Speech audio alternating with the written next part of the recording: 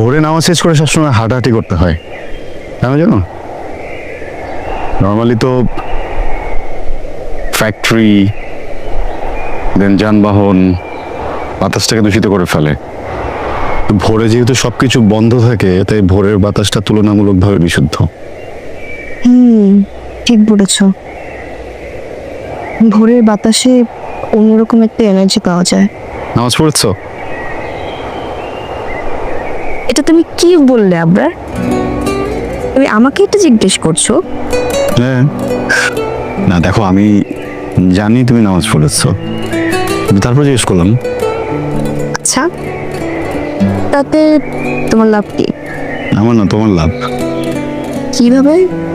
দেখো, আমি জানতাম আমি যখন তোমাকে একটা প্রশ্ন করব তুমি সত্যি কথাটাই বলবা। তো কি হলো, এই প্রশ্নের মাধ্যমে তুমি আমাকে যখন উত্তরটা দিলে, তখন সারা দিনে তোমার একটা সত্য কথা বলা হলো, সওয়াব হলো। চালাকি না? তো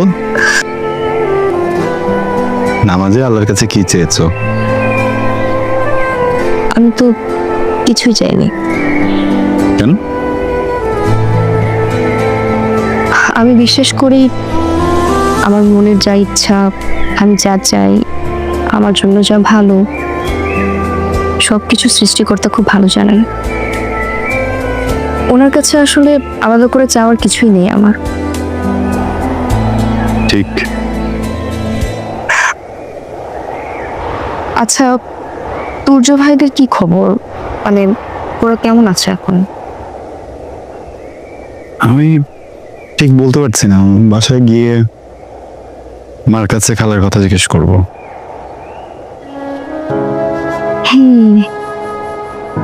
কিভাবে কি হয়ে গেল আসলে কিছুই মেনে নিতে পারছি না। ইরা, মেনে নিয়ে শেখো, মানুষের জীবনে মৃত্যুই একমাত্র সত্য। আর যে জীবন, বেঁচে থাকা, সবকিছু এগুলো কিন্তু অবাস্তব। মানুষের হাত তো আসলে মানুষের হাতে নেই, তাই না? হায়াত, রিজিক সবকিছু আসলে আল্লাহর হাতে। উনি সব ভালো জানেন। ট্রু। খারাপ তো আমারও লাগছে, এত কম বয়সে মিলিয়ে আমাদেরকে রেখে চলে গেল। কিছুদিনের মধ্যে খালুও। সত্যি, একটা গোছানো পরিবার ছিন্ন বিচ্ছিন্ন হতে আসলে এক সেকেন্ড সময় লাগে না। কিন্তু একটা বিষয় খুব হাস্যকর, জানো? কি? এই যে আমাদের জীবনটা ক্ষণস্থায়ী একটা জীবন, অথচ কত মানুষ কত কুকর্ম করে, কত টাকা কামায় ফেলে। মৃত্যুর পরে টাকাগুলো কোথায় থাকে বলো? নিয়েও তো যেতে পারে না সাথে করে। সময়ের সাথে সম্পদ থাকে না, থাকবে তার করা সব পাপ। সত্যি, মানুষের কর্মফলই রয়ে যায়। দেখো না, আমাদের খালুজান, উনি বেঁচে থাকতে কত রকমের কত অফার পেয়েছে। একটু দুর্নীতি করলেই কিন্তু অনেক টাকা চলে আসছে তার কাছে। সে কখনো দুর্নীতি করেননি, কঠিন জীবনটাকে একসেপ্ট করে নিয়ে চলেছেন, কখনো আমাদের সাথেও পাল্লা দেননি। মানুষটা সারাটা জীবন সৎ থেকে গেলেন। উনি সবসময় সৎ পথেই চলেছেন। এই যে এত এত মানুষ আসলো, কেউ তো ওনার ব্যাপারে একটা খারাপ কথা বলেনি। হ্যাঁ দেখো, ওনার মৃত্যুর পর কত মানুষ আসলেন, ওনার ব্যাপারে কত গল্প করলেন। একটাবার কেউ খারাপ কোনো কিছু বললেন না, একটাবারও কেউ বলেনি ওনার কাছে টাকা পেতাম, উনি কখনো ঠকিয়েছেন, কখন বাজে আচরণ করেছেন। এটাই আসলে একটা মানুষের জীবনের সবচেয়ে বড় অর্জন। আচ্ছা, ফায়েজ কেমন হচ্ছে? ও ভালোই আছে। ওর মনে না এখনো মৃত্যুর ভয়টা আসেনি। বাচ্চা মানুষ তো। বয়সটাই এরকম, সময়ের সাথে সাথে ওইটাও বুঝে যাবে। আমি ভাবছি খালাকে দেখতে যাব। তোমার যাওয়া উচিত। কি অবস্থা ওনাদের আল্লাহই ভালো জানেন। আচ্ছা, তোর্য ভাইয়ের কি অবস্থা? জানি না, আমার বেশ কয়েকবার মাথায় এসেছিল ওর কথা। তোর্য ভাইকে নিয়ে কি নতুন করে কিছু ভাবা যায় না? মানুষ ভুল করে, ভুল করার পর তো তাকে ক্ষমা করা উচিত, নতুন করে ভাবা উচিত। আমার মনে হয় তোমরা ওকে নিয়ে নতুন কোনো ডিসিশন নিতে পারো। দেখে এত মায়া লাগছিল, ফজর নামাজে পড়ে চোখ বুলালা, আমি ইচ্ছে করে তোমাকে ডাকিনি। হ্যাঁ ঠিক আছে, কিন্তু দুপুরে তো খেতে হবে, আমি কি কিছু রান্না করে পাঠাবো? সেটা নিয়ে তোমাকে একদম ভাবতে হবে না, আমি অফিসে যেয়ে অনেক কিছু অর্ডার করে নেবো, ঠিক আছে? আর তুমিও কিন্তু কিছু একটা অর্ডার করে খেয়ে নিও, ঠিক আছে? আচ্ছা, একটা কাজ করলে পারি, আবরারকে বলি বাসাতে খাবার নিয়ে আসতে, ও তো প্রতিদিন খাবার নিয়ে আসে। এখন দেখো, আমি যদি বাইরে থেকে খাবার আনি, এটা যদি আবরার দেখে কষ্ট পাবে না? আর যদি বড় আব্বু দেখতে পায় তাহলে তো বুঝতে পারছো। হ্যাঁ, এটা ঠিক বলেছো, সেটা করা যেতে পারে। তোমার মনটা যদি একটু ভালো লাগে তাহলে একটু দেখে এসো প্লিজ, সঙ্গে ফায়াজকে নিয়ে যেও, ঠিক আছে? আর আমি ড্রাইভারকে বলে রাখবো। হুম, এটা অবশ্য তুমি ভালো কথা বলেছো, আসলে খালামণির সাথে একটু দেখা করে আসা দরকার, তাতে করে ওনার মনটাও ভালো লাগবে। দেখি আমি যদি সময় পাই একটু এক পাকে দেখে আসবো, ঠিক আছে? দেখি সময় পেলে কি বলো, ইনশাল্লাহ যাব। ইনশাল্লাহ বললে প্রত্যেকটা কাজ অনেক সহজ হয়ে যায়। ইনশাল্লাহ আমি খালাকে দেখে আসবো, ঠিক আছে? তোমার মনে আছে একবার খালু হঠাৎ করে অনেকগুলো চকলেট নিয়ে আসলো, ফুচকা নিয়ে আসলো, চিপস নিয়ে আসলো, আর আমাদের ফায়েজও কি খুশি। খালু এসে বললো আমার ফায়েজকে দেখতে ইচ্ছা করছে, তাই চলে আসলাম। ঠিকই গিয়েছো, উনি অনেক সরল মনের মানুষ ছিলেন। আসলেই আল্লাহ নিশ্চয় ওনাকে খুব পছন্দ করতেন, তাই তিনি ওনার কাছে নিয়ে গেছেন। আল্লাহ উত্তম পরিকল্পনাকারী, উনি ভালো জানেন। আচ্ছা, খালা কেমন একা হয়ে গেল না বলো? এই কারণে আমাদের যাওয়া উচিত। সেটাই। আচ্ছা, তোমার অফিসে দেরি হয়ে যাচ্ছে, তুমি যাও। হ্যাঁ ঠিক আছে, সাথে ওকে। আচ্ছা, হ্যাঁ ইনশাল্লাহ।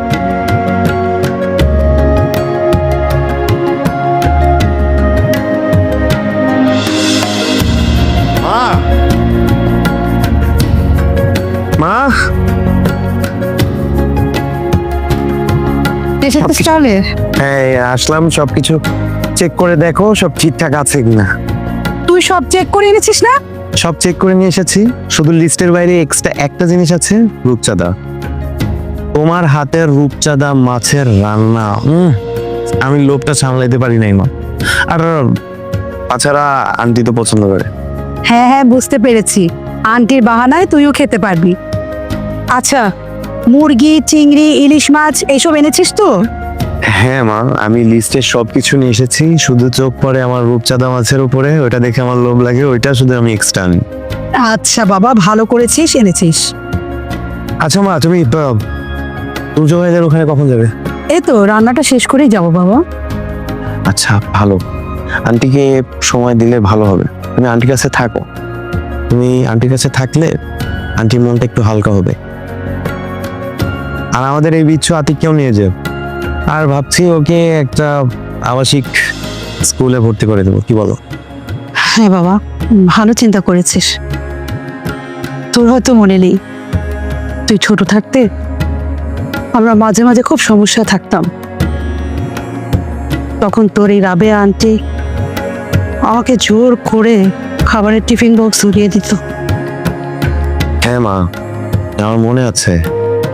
মা তোমার কি মনে আছে আমি ম্যাথে খুব একটা ভালো ছিলাম না, আচ্ছা ছিলাম, তুমি আমাকে বকা দিতে, তবে আমাকে তুর্য ভাই কিন্তু অনেক হেল্প করতো।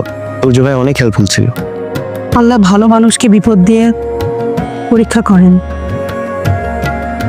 ঠিকই বলেছো মা, লিমে মারা গেল বেশি দিন হয়নি, আঙ্কেলও মারা গেলেন, তুর্য ভাই বিয়ে করলেন, আমাদের অফিসের জবটাও এখন আর নেই।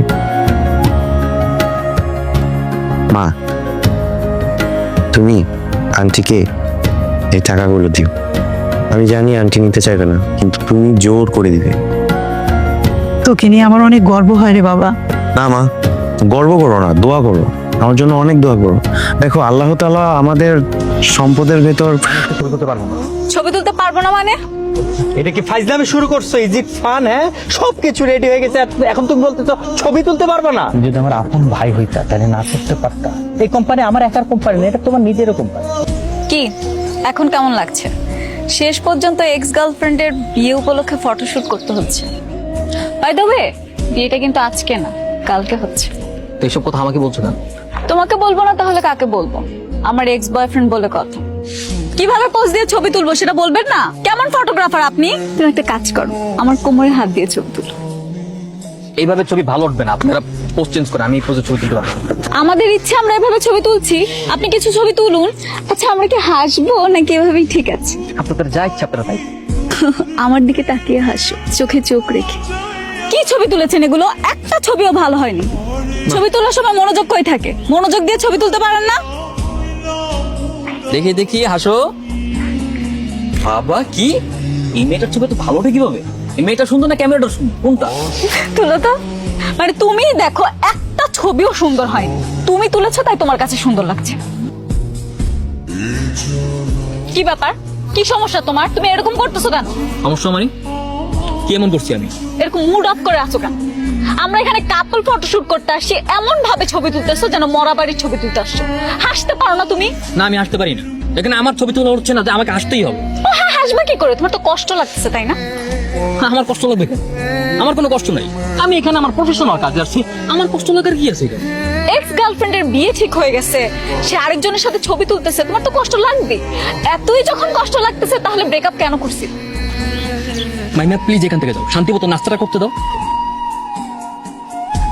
এই এই কি হচ্ছে সব? আপনারা পোস্ট চেঞ্জ করেন, আমি এই ধরনের নষ্ট ছবি তুলতে পারবো না। আশ্চর্য, আমার বউয়ের সাথে আমি কিভাবে ছবি তুলবো সেটা কি আমি তোমাকে জিজ্ঞেস করবো? তুমি আমাকে এই কথা বলার কে? বউ মানে? আপনাদের কি এখনো বিয়ে হয়েছে যে এইভাবে ছবি তুলবেন? বিয়ের আগে এইভাবে ছবি তোলা যাবে না। আমাদের ইচ্ছা আমরা ছবি তুলবো, আপনার ছবি তোলার দায়িত্ব আপনি ছবি তুলুন। আপনাদের তো এখনো বিয়ে হয়নি, এমনও তো হতে পারে যে বিয়েটা হচ্ছে না, তখন এই ধরনের ছবি তোলার দায়ভার নেবে কে? কি অলক্ষণে কথা বলে? মানে এই তুমি না ফটোগ্রাফার প্রফেশনাল, তুমি যে কাজটা করতে আসছো সেই কাজটা করো, উল্টাপাল্টা কোনো কথা বলো না, ঠিক আছে? ভাই আমি বললাম তো আমি এই ধরনের ছবি তুলতে পারবো না, প্লিজ। আপনাকেই ছবি তুলতে হবে, তাড়াতাড়ি আমাদের ছবি তুলুন। দরকার পড়লে আমাদের বাসর ঘরের ছবি আপনাকে দিয়ে তুলাম। আমি কাজ করি ঠিক আছে, তার মানে এই না আমাকে যা বলা হবে আমি তাই শুনি, তাই করো। আমি এই ধরনের ছবি তুলতে পারবো না, এই ধরনের ছবি তোলা আমার রুলস এন্ড এথিক্সের বাইরে। আচ্ছা বুঝলাম, রুলস এন্ড এথিক্স এর বাইরে, কিন্তু তোমাকে এখন আমি যেটা বলতেছি তুমি সেটাই করবা, কারণ তুমি প্রফেশনে আসছো, ঠিক আছে? করো। ভাই আপনি যতই যাই বলেন না কেন, যতই ধমক দেন না কেন, আমি পারবো না, আমি বলছি না। আমরা তুলতে চাই, এগুলো আমরা স্মৃতি হিসেবে ধরে রাখবো। কি হয়েছে স্যার? ম্যাডাম মেহেদি, তুমি তর্ক করছো কেন? তর্ক মানে? আপনার ফটোগ্রাফার উল্টাপাল্টা কথা বলতেছে, সে ছবি তুলবে না। মেহেদি, আমি লক্ষ্য করছি সকাল থেকে তুমি উল্টাপাল্টা কাজ করছো, এখন আবার বলতেছো ছবি তুলতে যাচ্ছ না কেন? ভাই তারা যেভাবে ছবি তুলতে চাচ্ছে সেভাবে ছবি তোলা সম্ভব না, আমি সেভাবে কখনো ছবি তুলিনি আর তুলবো না। হাত তোলো নাই, তুলবা। যে কাজ কোনোদিন করো নাই সেটা তুমি আগ্রহ নিয়ে করবা, সেখানে তুমি বলতেছো তুমি ছবি তুলতে পারবা না। ভাই দেখেন, তাড়াতাড়ি করেন, হলুদ রাত্রের বেলা, বেলা ঘুরিয়ে যাচ্ছে, এখন সময় নাই ভাই। বোঝান আপনার ফটোগ্রাফারকে, এখানে শেষ করে আমাদের হলুদের প্রস্তুতি নিতে হবে।